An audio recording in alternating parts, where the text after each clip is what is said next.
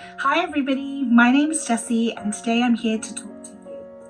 I just wanted to run something by you a little bit different to a little bit of a different pace to how I normally do my videos, to really get you thinking and get you involved.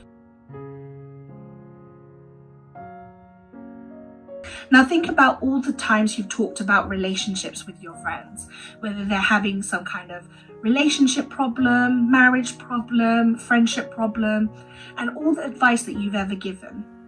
I feel like we've all had that one friend where no matter what advice you've given them, they have gone completely the opposite to what you have been saying. And how it felt every single time that they didn't take that suggestion that you made. And you know deep in your heart, you really know it, that you know what's best for them and that you understand what they need. Think about every complaint that they have had and every time you've been there for them and yet they've still ended up in the same situation. How many times have you been in a dead-end relationship that you are just slowly finding your soul is being destroyed by? You know, you have toxic relationships where you give a lot more than you're getting, and it's not even just about the receiving part, it's about how it's making you feel internally.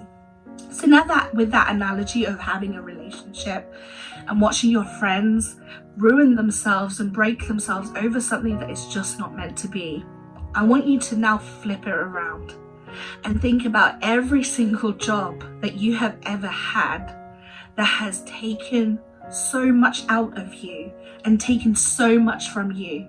And I want you to question yourself. Are you suddenly that friend that's not listening to anybody's advice? Are you putting up with relationships or work relationships that are just less than what you deserve? How many times has this workplace made you feel low and demoralized and has sapped the energy from you?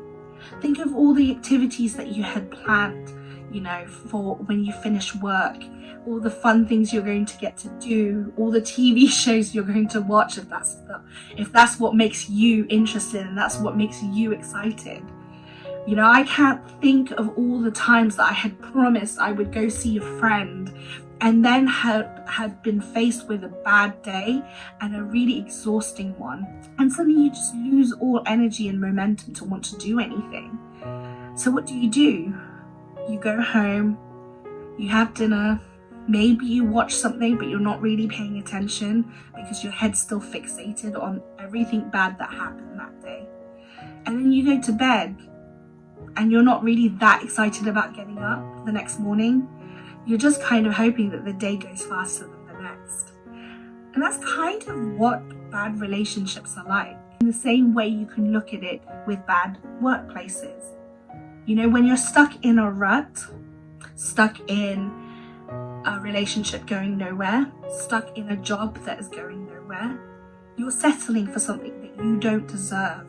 You're settling for something that isn't for you. So when we think about our friends and all the advice that we want to give them, when we think back to all the ways that we have tried to save our said friend, let's try and think about how that applies to us. How many times have we allowed ourselves to continue with a situation or a job that really wasn't fulfilling us? How many times have we been knocked back by this job and settled for it because we accepted that that's our fate? Would you tell your friend who was in a dead-end relationship that they should just stay in that relationship because it's easier than figuring out something so much better? I don't think so. I don't think I would ever tell any of my closest friends who I dearly love that they should stay in a situation, let's forget the relationship for a moment, that they should ever stay in a situation that is draining them of energy and sucking out the passion of life from them. And not just that, but also how it makes them feel. It takes away the excitement for life, that passion, that exhilaration of being so excited to be alive. Those negative environments, toxic relationships begin to weigh on you and start to change you as a person. And I think we need to be a little bit less afraid of what could be and stop accepting things for how they are, because if you're not happy with it, you need to change it. If you wouldn't settle for a dead-end relationship that was going nowhere and taking everything from you but not giving much in return, why are you going to stay at that job? Why are you going to stay in those relationships? Why are you going to stay in situations that make you feel less than you are worth? And it's the same way with jobs. We should be looking at it through the same glasses. Yes, you want to get ahead in life. Yes, you want to climb the career ladder. Yes, someday you want that shiny title to match whatever you are trying to prove to yourself and other people. But at the heart of it, how fulfilled is that going to leave you? How happy is that really going to make you? Do you think that when you are very old and only have your memories to really think back on, do you want the only memory to be, well, at least I had the title that I've been dreaming of? Now, I don't want you to take this away and think, well, I shouldn't have a dream, I shouldn't have a passion. But something that I really want to instill in more people is the idea that you can have it all. You can have a good life, you can have a good career, and you can be a good person. Those things are possible. There's limits. Of course, you can't be everywhere at the same time, but you come to a place of acceptance with that. You shouldn't have to force a situation. And yes, if you're killing yourself over a project and you just want to get it done and be proud of it, then go for that. But start to weigh up what it is that you're doing, how you're doing things to get to where you want to be. Because if you're killing yourself and hurting yourself and damaging yourself to stay in situations that really aren't meant to be for you, then you need to rethink about that future plan you have. There's nothing wrong with restarting, as long as it means that you are restarting but going into a better destination than you were before. And it's all down to the whole belief system and not settling, not accepting what you are being given. And because people seem to think that you are given something and you're given something for free, you should just be grateful. But actually, something I'm starting to learn a lot as time goes by is that yes, you should be grateful.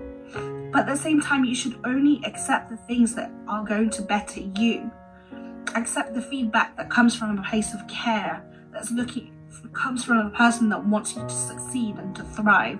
Don't take the comments and the feedback that you get from the negative people who just want to shut you down and make you feel less than you are. Because that's not the kind of self-love that we should be showing. So my biggest thing really is, do not settle. Do not settle for poor relationships, poor friendships, and poor workplaces. Do not settle for treatment that is less than you are willing to give and that you are capable of.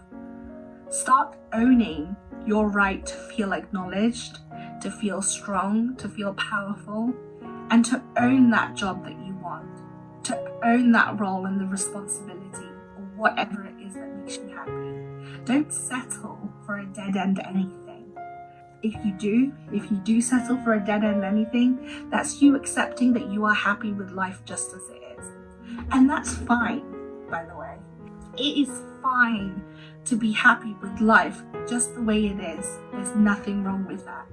But if you are one of those people who are looking for more, wanting to see more, and wanting to achieve the very best you can, then you need to stop settling for nothing. You need to stop settling for the very minimum. Start shouting and earning your right to ask for more.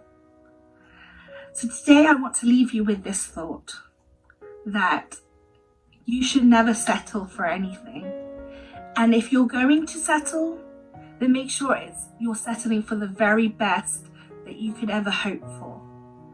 Because it's never too late to find another passion.